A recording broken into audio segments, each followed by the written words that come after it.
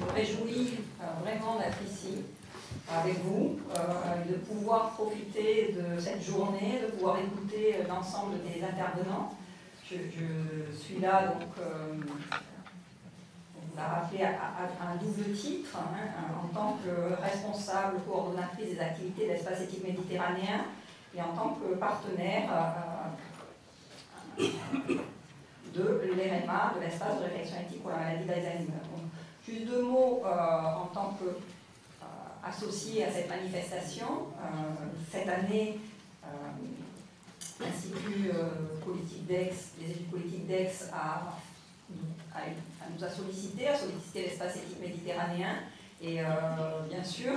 j'ai répondu positivement à cette sollicitation pour aider et participer à l'organisation de ce colloque, puisque l'espace éthique méditerranéen est une structure de réflexion éthique associée à l'assistance publique des hôpitaux de Marseille et à l'Université de la Méditerranée, et dont l'objectif est de promouvoir la réflexion éthique dans le domaine de la santé, au service des professionnels de santé, mais aussi avec la contribution de tous les acteurs dans le champ de la santé et au-delà, et en particulier autour et avec des patients et leurs familles. L'occasion donc de travailler dans le champ des politiques publiques et d'apporter ce regard éthique était une formidable occasion. Et l'espace éthique a voulu y répondre. Alors ça s'est doublé d'un intérêt supplémentaire lorsque l'espace éthique méditerranéen a été sollicité par l'espace éthique des hôpitaux de Paris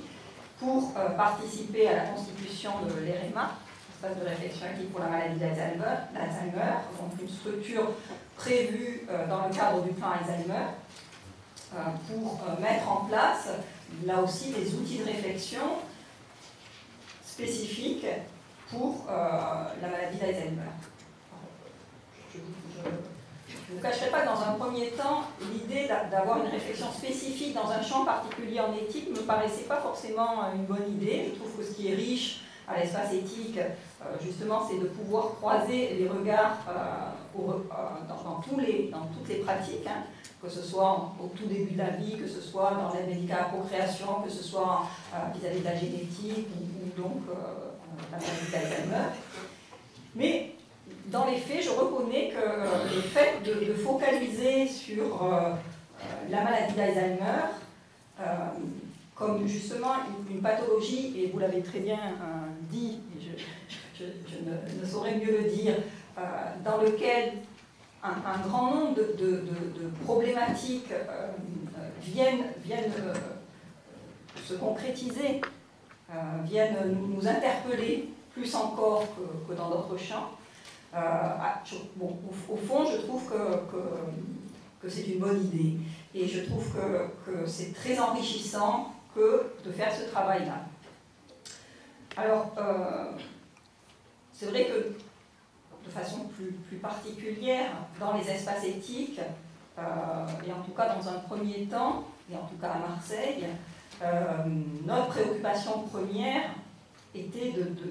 nous intéresser à la relation de soins au sens large, dans sa dimension sanitaire, mais aussi médico-sociale, dans le lien très particulier avec les patients et la famille, donc dans une dimension vraiment très pratique de l'éthique, très proche des acteurs. Et en même temps, ce faisant, nous ne pouvons pas éviter un questionnement plus large qui balaye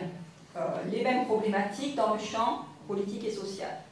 Et c'est pourquoi je trouve que cette approche, en lien donc, avec l'Institut des études politiques d'Aix,